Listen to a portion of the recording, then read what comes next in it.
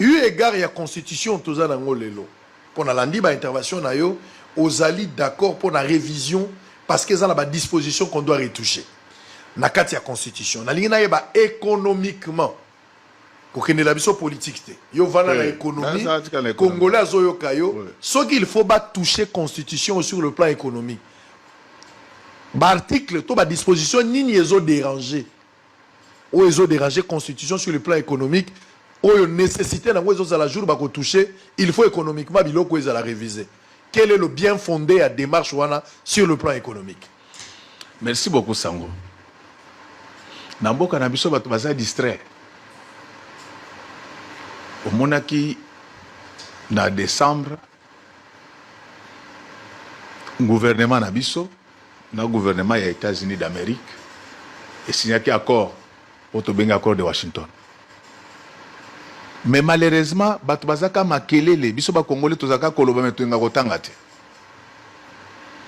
Na kosenga yo parce que o eza émission tozo sala caractère pédagogique. Na article 12 il y a accord à Washington, Bazolo Baboyi. La République démocratique du Congo s'engage à entreprendre des réformes législatives et constitutionnelles. Pour accord à Salama Malam. Babandi ko expliquer makambo il faut qu'on change na ba réforme wana. Ba américain ba lobi boyi. Tondimi koya kosunga bino.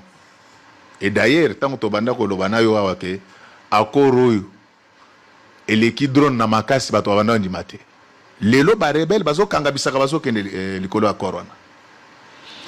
Alors bango ba lobi soki bolingi toya pour na ba activité minière il faut créer un service fiscal national.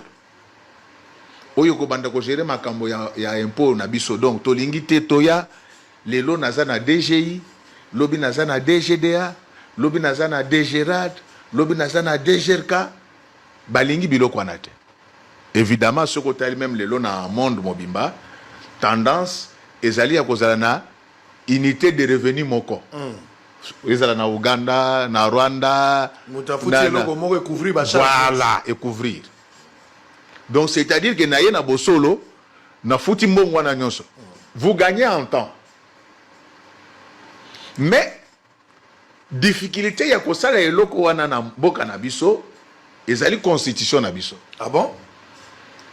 Yo za juriste o sungangai, soko tangi na article 171 ya constitution na biso. Article 171 constitution. Oui. Bazoloba, le temps au retrouvé, et puis je préfère yo tanga pour battre. Oui, tanga yo moko. L'article 171 de la Constitution. Les finances du pouvoir central et celles des provinces sont distinctes. Et c'est quand on parle de quoi? Donc, la Constitution nabiso, au kosangisa finance ya pouvoir central te, na ya ba province te. Ezali makambo ko balanate. J'ai un léger avantage. Na lobite ke naza maele boleka baninga. J'ai les légers avantages, j'enseigne la décentralisation et je suis un praticien de la décentralisation. Vous savez que j'ai dirigé cette ville pendant 5 ans. Je sais de quoi je parle.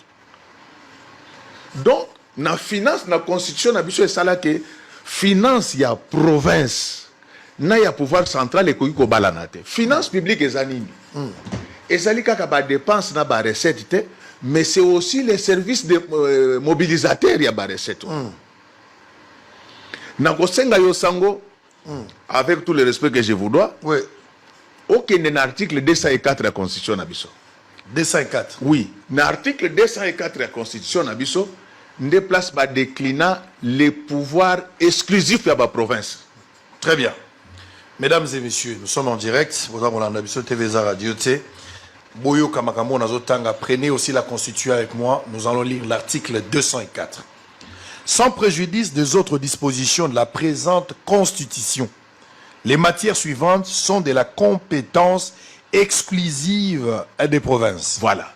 Dans l'Ibosso et Bandi, les plans d'aménagement de la province. Eza moulayi, mais tangela bango kaka fonction publique provinciale et locale. Ok. Finance. Deuxième, ezali coopération interprovinciale. Oui, troisième, finance la provinciale. fonction publique provinciale Voilà. et locale. Oui. L'application des normes régissant l'état civil. Les finances publiques provinciales. Provinciale. Donc voilà, La dette publique provinciale. Donc la Constitution dit que ça, ce sont des prérogatives exclusives. Finances publiques provinciales. Donc, tant que vous avez ba régie wana, donc vous violez déjà disposition wana. Or, ce qu'aucun article 220 au bazol bageza verrouillé, même si les constitutionnalistes même ne se mettent jamais d'accord sur le verrouillage, on dit qu'aucune révision constitutionnelle ne peut avoir pour objectif de réduire les prérogatives des provinces. Donc, ce qui est le lot, to lobby to fusionner ba régie financière na biso, to réduire pouvoir ya nini ya ba province, parce que pouvoir central de muto banda Congo là ba pas quoi. Donc, pour que to respecter charpente institutionnelle ya mboka na biso, il faut qu'on modifie article 171. Il faut qu'on modifie l'article 220. Nazo kende bakota mandat et tout ce répondant qui babilo kwa ngana zana makambo économie. Pourquoi? Parce que tu ko réduire prérogative à la province. Maintenant nous avons des choix à opérer. Est-ce que parce qu'il y a des gens qui ne comprennent pas, il faut totika ba américain ba la kibiso 500 milliards de dollars. Oui, le PIB nabiso, tous autour de 92 milliards. Mais Batouana, Balobi, ceux qui bossent les makambo, les makambo économie. Tous à côté de mandat ndenge bango bazako le banate. Balobi ceux qui bossent les yango. Dans 15 ans, nous allons investir au moins 500 milliards de dollars. Pe Balobi ceux qui bossent sur un projet, le sous-soit c'est un bongo. Boye bisabiso. Quelle est la conséquence? Donc, lorsque j'investis 500 000 milliards de dollars, les taux de rentabilité escomptés en gestion financière, c'est entre 10 et 30%. Et je vais être minimaliste dans ma réflexion. Tout ce que 500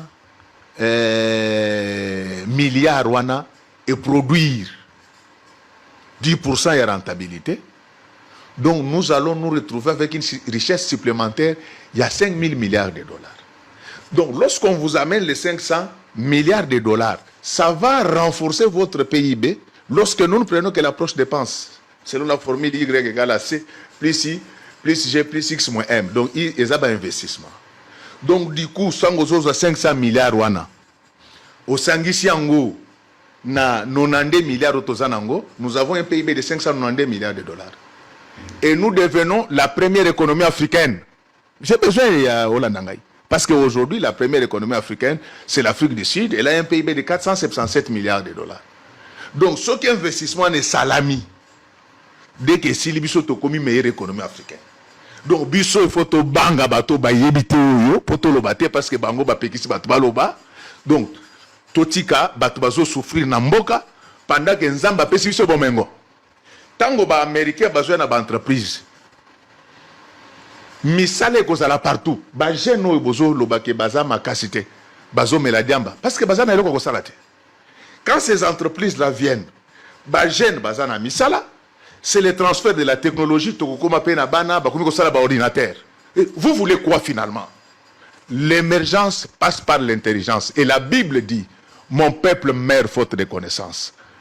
Un pasteur ignare. Il n'en est pas un. Je ne dis pas ignare dans les mots dans Makambo Amokili, mais même dans Makambo Nzambe.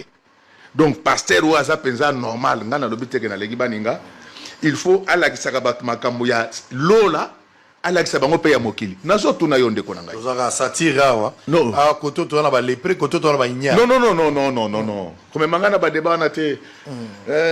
Zongi saka na place nanga pardon. Otika no likolo. Nakokita, je ne tombe pas dans ces bassesses. On y va. C'est-à-dire, parce qu'il faut, c'est pas dans un mauvais sens, c'est comme la Bible dit, Galate insensé. Ce n'est pas ignare dans les sens péjoratifs. C'est le ignare au sens du français moderne. Donc, Bisso, To vandanier parce que zana bato ba finga ka bato. Des pasteurs improductifs intellectuellement. Bato ba finga ka bato biso to banga bango. Quand on nous amène les 500 milliards de dollars, dès qu'on termine ces investissements-là, nous devenons la première économie africaine. Je peux vous donner le classement Oui, allez-y. des meilleures économies africaines.